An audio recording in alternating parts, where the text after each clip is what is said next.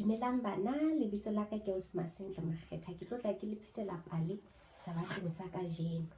Empa pele ke le phethela pale, ha re kwaleng mahlo a rona, re etseng thapelo. Ntate Morena Modimo ya hallang, re a leboha ka sabata sa hao.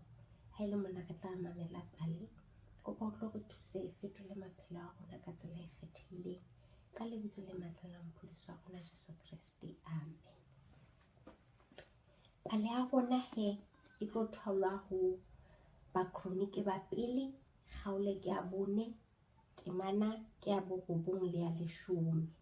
Ha ke tlo leballa yona, empa lona le re batho haholo ba leballe yona kapa batswadi ba leballe yona mantsibuya. Akere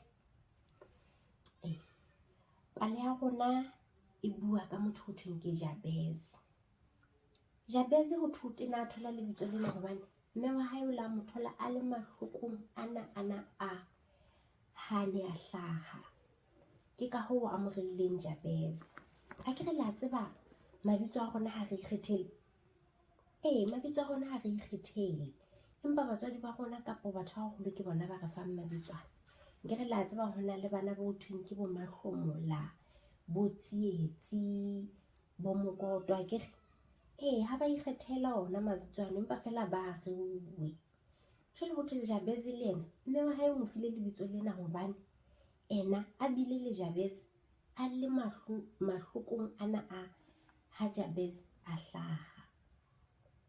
Jwale akere la tseba ka Sesotho ho thwe na lebitso lebe ke eng? Haebe le sa tsebe lebitso le botse batho haholo kapa batswadi ba tla le jwetsa na ho thwe lebitso lebe ke eng.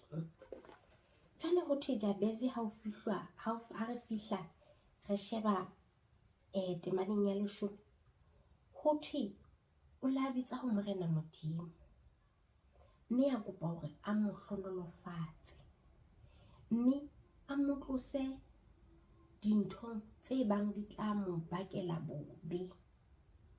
Mme ho thwe Morena Modimo o la mo utlwa a mo hlonolofatsa Jabez, mme a mo boloka ho tswa ho ntho tse kabang di tla mo bakela bobe.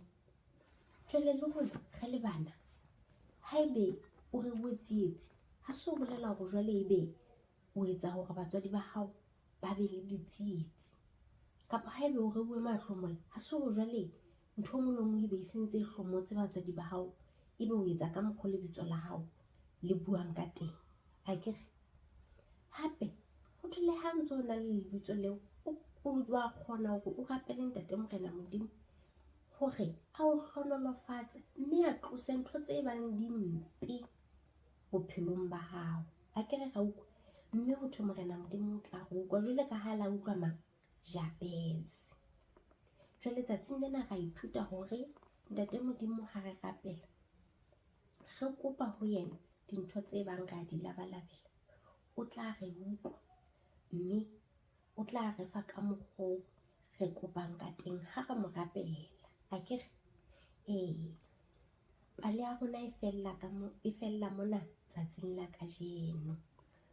E se ka Ntate Morena Modimo a ka le thusa hore le lona le mo rapele, le bitse ho yena hore a le hlonolofatse, mme a tlose dintho tse mpe tse bang di ne di ka le hlahela le le bana. Pele re kwala ha re etseng thapelo.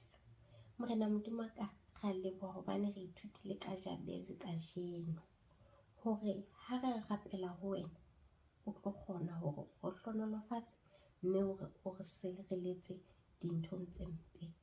Ra leboha Morena Modimo ka hobane re tshepile ho wena, mme re tshepile hore o tla re thusa ka dinako tsohle re le bana.